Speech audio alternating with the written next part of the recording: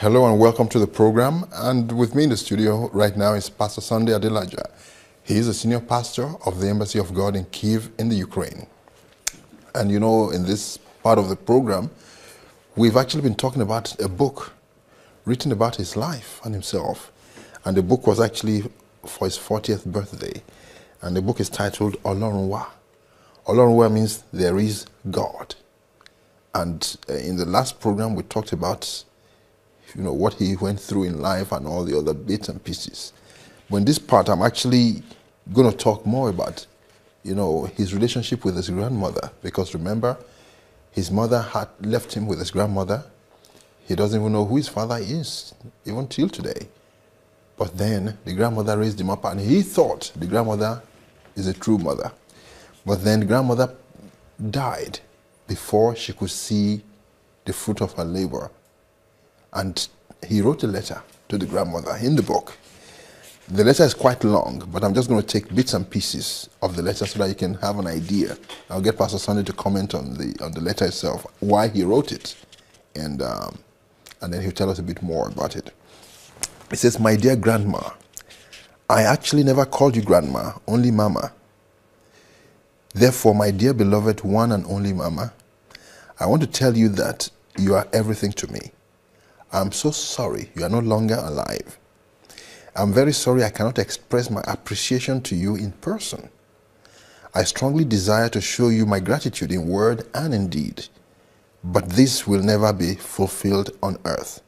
However, if the dead can hear and see what the living are doing, I hope you are proud of your son Olorunwa." And Olorunwa is the name she used to call him whenever he gave her grief. "You have given me this name, hoping that something good will come out of me. It means there is God. You had the foresight because I knew you.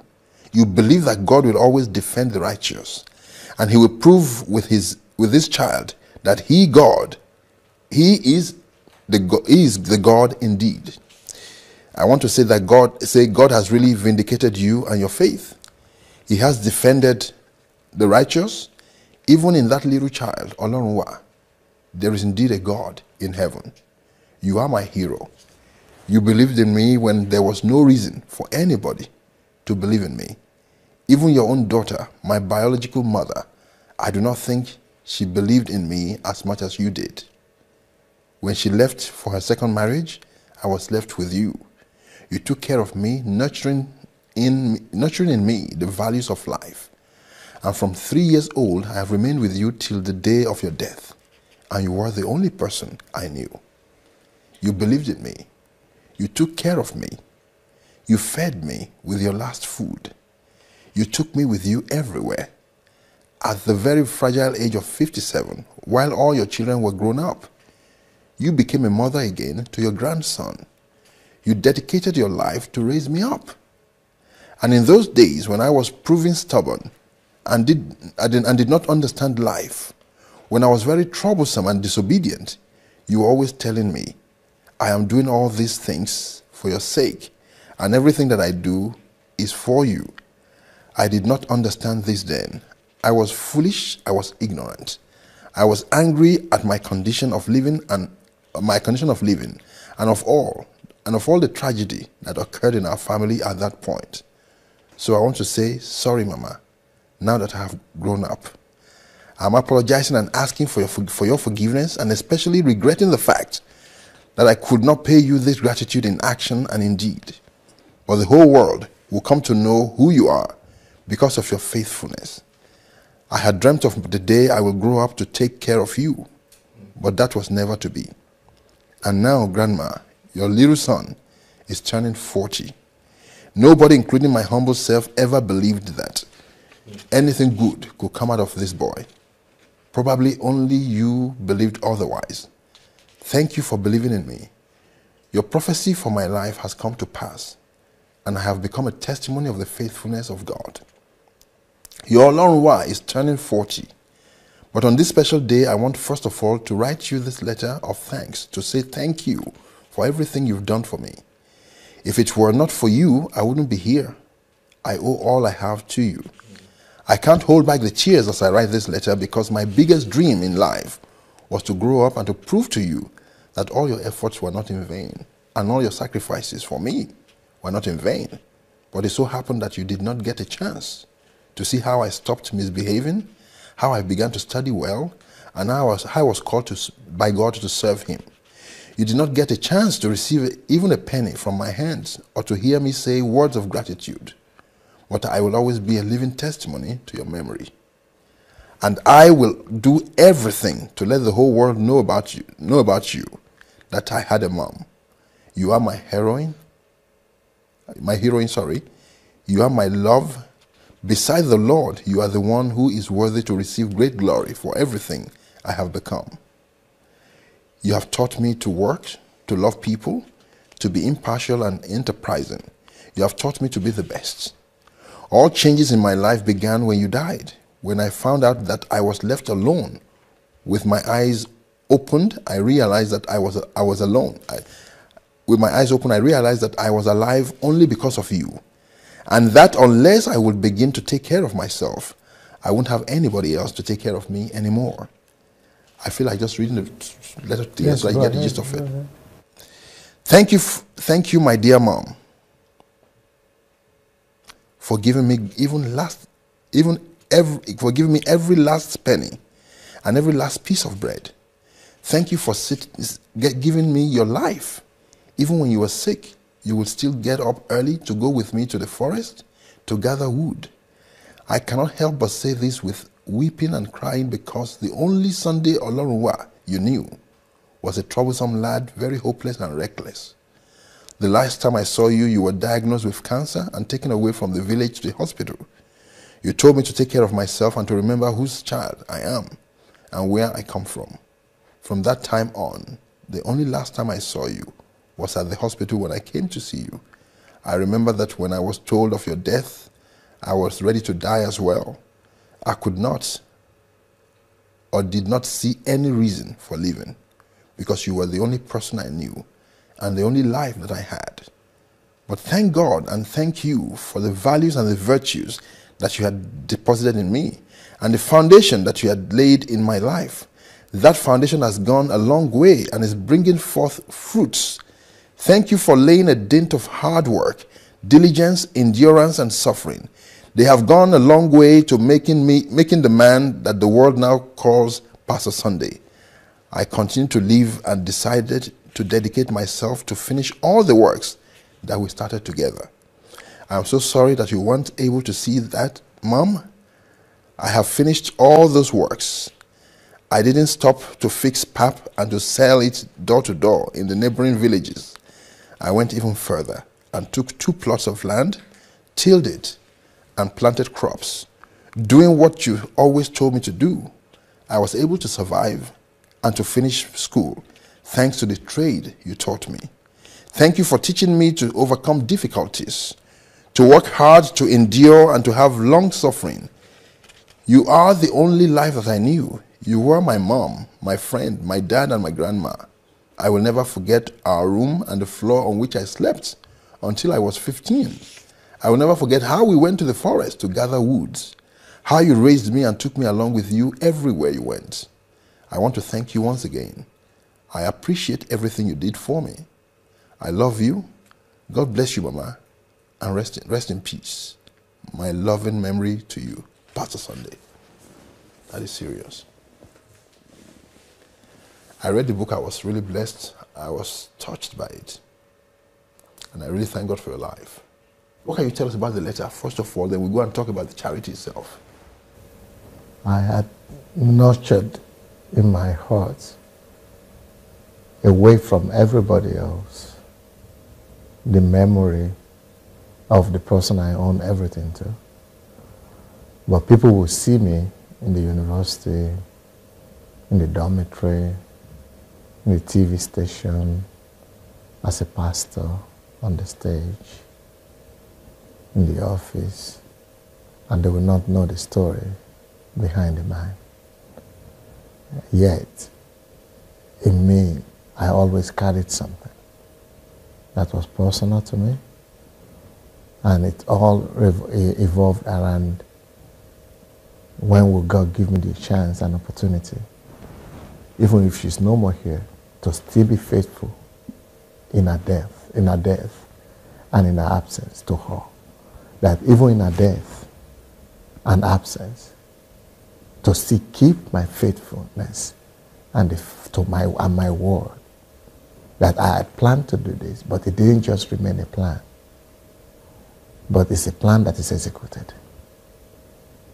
I had waited, I had endured and struggled and worked and labored to be able to get to a point when I will still be able to express that gratitude, even though she's no more here to appreciate it. But I assumed maybe somebody will appreciate it. Maybe somebody will not be so callous to their loved ones as I was callous to mine. Maybe somebody will not be as ruthless to the person that bore them and sacrificed for them like I was ruthless. Maybe someone will desist from being so wicked and so harsh and so unpassionate like I was non-passionate to my mother.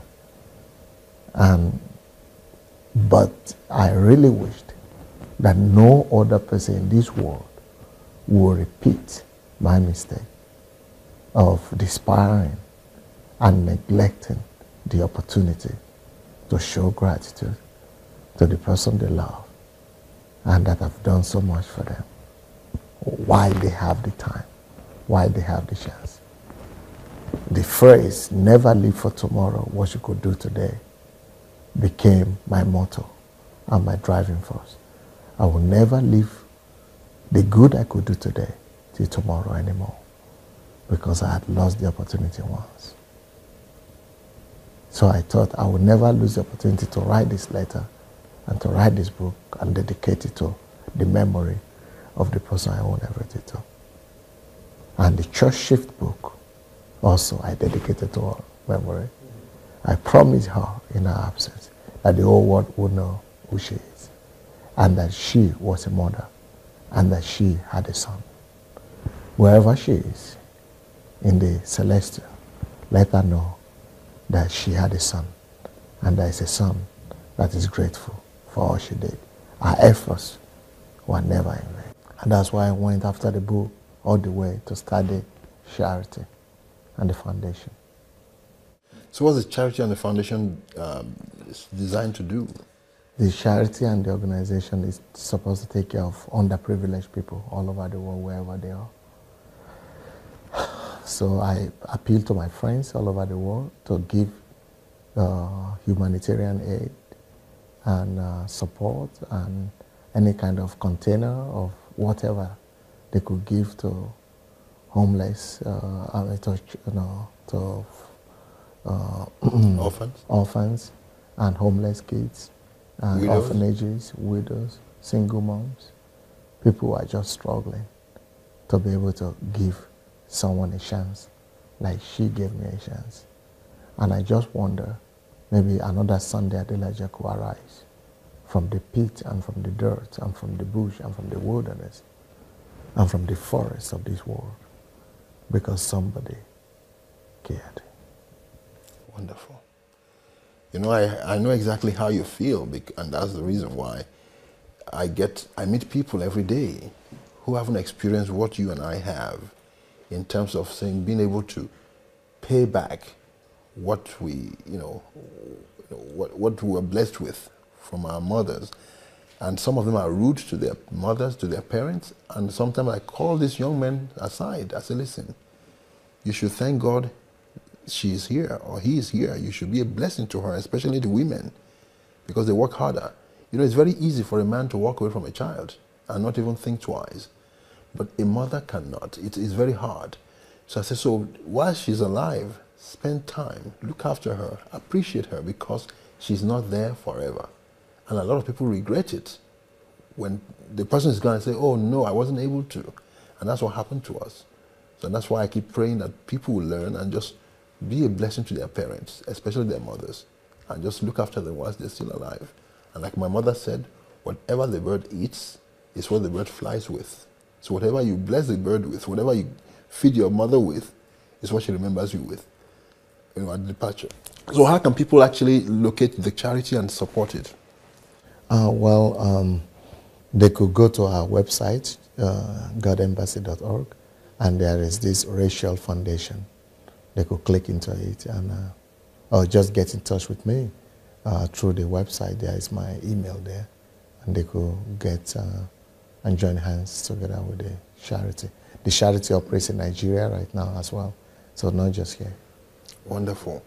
And you know, I was inspired when I saw the charity you set up, and that gave me an idea for something for my mother's name, because you read in the Bible, it says the names of the righteous will still remain here. Abides, yeah. Yeah, it will still remain here. So I was inspired when I saw her name.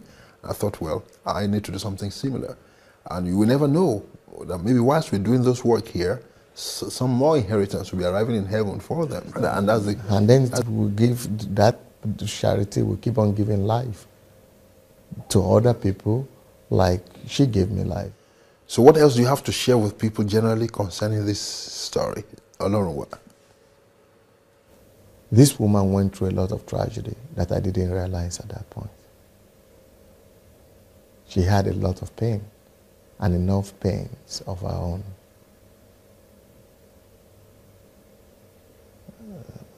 No. She had enough pain to just be in depression and not even mind, not even notice me that I was alive. But the fact that I did not appreciate what she did, talk less of try to comfort her, that was wickedness. So a lot of kids and a lot of children down there, they don't know the story and all the pains of their parents. And they just think, no, they just need to receive from their parents. My lesson is that don't just focus at receiving. Focus at giving. Focus on giving. As you receive one thing from your parents, don't think they must because they are your parents. Think of how you could give them back immediately. Don't wait till tomorrow. And it's a lesson that will stay with me all my life. And it's a lesson that will stay with me that this is not just concerning my grandmother. This is concerning everybody that I come across. If I have the opportunity to do good to anybody at any time, I should not waste time. I should not wait till tomorrow to do it. I have to do it now. And that's made me into a better person. A person that will not neglect another person. That will not pass by the pain of other people. Because I would say that might be the last opportunity that person has. I must respond to him or to her now before that will be the last opportunity is gone. So that the regret of the last opportunity I lost will not abide with me. And so that they will not have to suffer what I suffered when I was growing up as well. And so that other people will be given a chance, just like I was given a chance. And I became somebody. And also it has taught me that even if somebody is not grateful today, the people I do good to, that life has a way of teaching them tomorrow. I was not grateful when I was growing up to my mother, and she never saw me to be grateful or to be thankful. But today, life had dealt with me, and God has found a way of teaching me. So don't really expect an immediate response from people you do good to. They might not always be grateful to you at the particular time you do good to them. But just do good and forget about it. And sometime, if they will really need you, if you will really need them, God will touch them and deal with them to be able to show that appreciation at the time you need it most. Wonderful. On that note, I want to thank you so much for watching and being with us all the way through. And you know more, and you know what? There's still a lot more to come. And I just want you to keep praying for the life of the man of God because he is a pioneer in this generation. You read about people like Martin Luther and so many others. And say, wow, I wish I was there then. But today, you are here now. And you have the opportunity to be part of it. That's why when I read a book about the life of the Apostle Ayo Babalola, who was a great revivalist in the 1930s in Nigeria, I thought, wow, I should have been in that company. Because it was awesome. I should have been in that company. It was an awesome thing to read about those guys. They did great things. They did heavy things. And you know, but thank God today, we are able to see something, a model of what God is going to use for his final move on this earth. And it's a model that we have to all apply, because I've never seen anything like this ever before, anywhere in the world. But I'm convinced beyond any reasonable doubt, like they say in a law court, that this is the style that God is going to use. I want to pray for you that God will continue to lift you high and bless you and use you to the glory of his holy name as you continue to humble yourself under his mighty hands. And that God will give you the grace to step this way. Come over to Kiev and have a look at what is going on the ground. It will inspire you and it will transform your life and your ministry to the glory of God's name. Thank you so much for watching, and we'll be back your way pretty soon. And whatever you do, keep loving God and pressing deeper into him. Thanks for watching, and bye for now.